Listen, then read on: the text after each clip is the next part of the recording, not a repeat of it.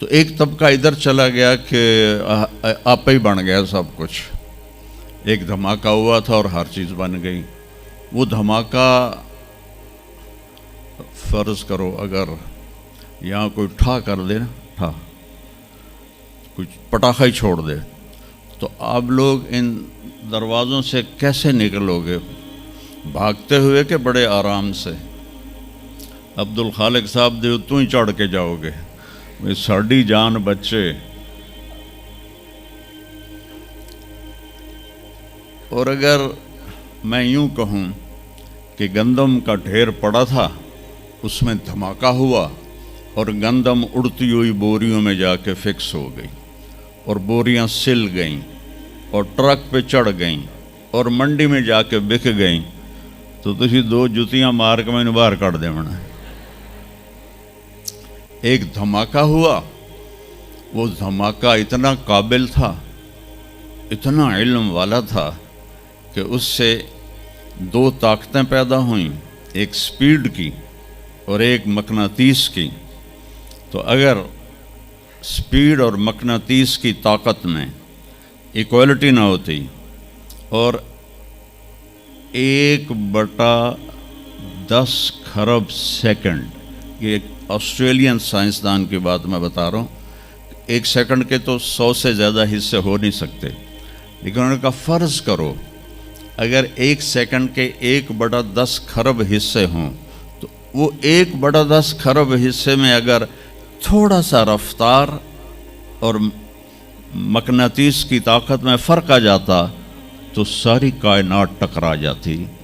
لیکن یہ اتنی سمجھدار، اتنی اعلیٰ پڑھی لکھی کائنات ہے کہ نہ رفتار زیادہ ہوئی کہ پھیل کے فنا ہو جائے، نہ مقناطیس زیادہ ہوا کہ سکیڑ کے پھر زیرو کر دے.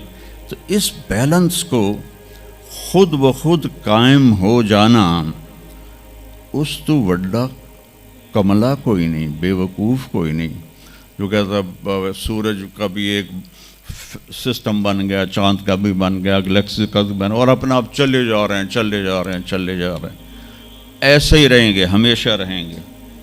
کچھ کہتے ہیں فنا ہو جائیں گے. یہاں انسان جاہل ہے.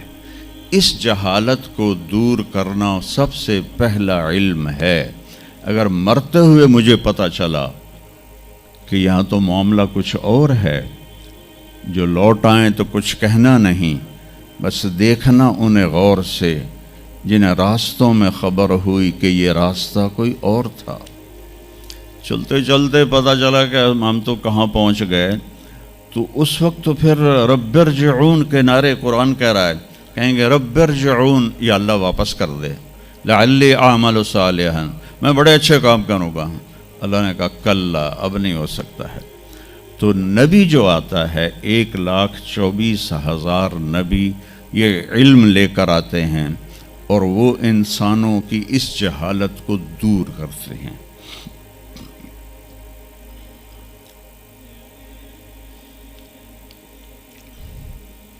سب سے آخر میں اللہ تعالیٰ نے جناب رسول اللہ صلی اللہ تعالیٰ علیہ وسلم کو پیدا کیا. ان کی زندگی کو قیامت تک کے لیے نمونہ بنانا تھا. قیامت تک کے لیے وہ نبی بن کے آئے ہیں. لکل قوم ہاد، ہر قوم میں نبی آتے تھے، لیکن ہمارے نبی کے بارے میں اللہ نے کہا وما ارسلناک الا کافۃ للناس بشیرا ونذیرا، ہم نے آپ کو پوری دنیا کے انسانوں کے لیے بھیجا ہے. تو اس کے لیے ضروری تھا کہ آپ کی زندگی کی ہر چیز کھلی کتاب کی طرح آج بھی ہمارے سامنے موجود ہو.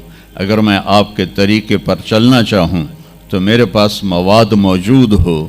تو یہ واحد نبی ہیں جن کی ہر چیز اللہ تعالیٰ نے محفوظ کی. کسی نبی کی پوری زندگی محفوظ نہیں ہے، کسی نبی کی. آدم علیہ السلام سے لے کر عیسیٰ علیہ السلام تک کسی نبی کی مکمل زندگی موجود نہیں ہے.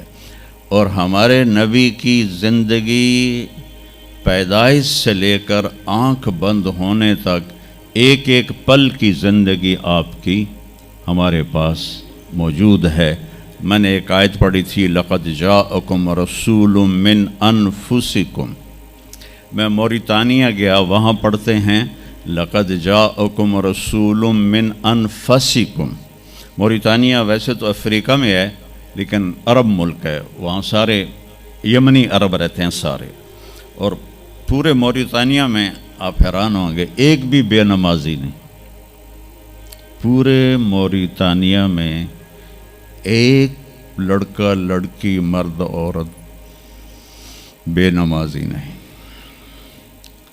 اور صومالیہ میں گیا، ایک بچہ بچی مرد عورت بے نمازی نہیں۔ ہمارے بچے، آپ لوگ کالج آتے ہو تو موبائل آپ کے ہاتھوں میں ہوتے ہیں، بس میں بیٹھے ہو یا گاڑی میں بیٹھے ہو، موبائل پہ آپ کی نظر ہوتی ہیں۔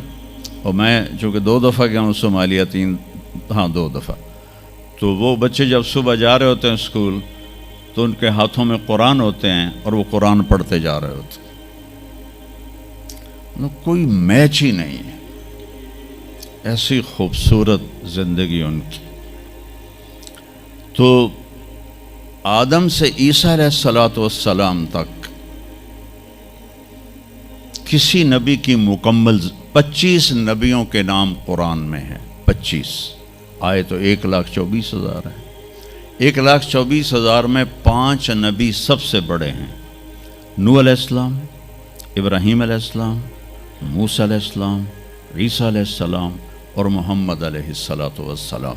یہ 5 نبی اولو العزم کہلاتے ہیں، یہ سب سے بڑے رسول ہیں، سب سے بڑے رسول ہیں۔ لیکن زندگی صرف ہمارے نبی کی، من انفسکم میں اشارہ ہے آپ کی